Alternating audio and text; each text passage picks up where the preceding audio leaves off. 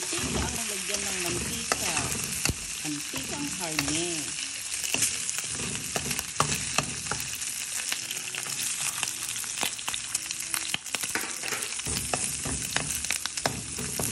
O yan, medyo luto na yung karne, brown na. So, pwede natin ilagay ang sitaw.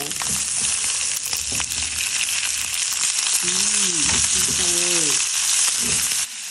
Halu-haluin yan. Halu-haluin lang. Konting haluin lang. Yan. Yan. Pwede na lang natin lagyan ng paminta. Okay. Tapos konting tubig. Pandit. Diba? Tapos lagyan natin ng konting asukal.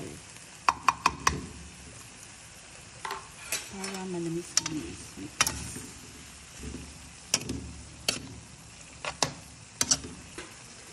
Ito'y natin. Tapos, pwede na natin lagyan ng kunti-kunting suka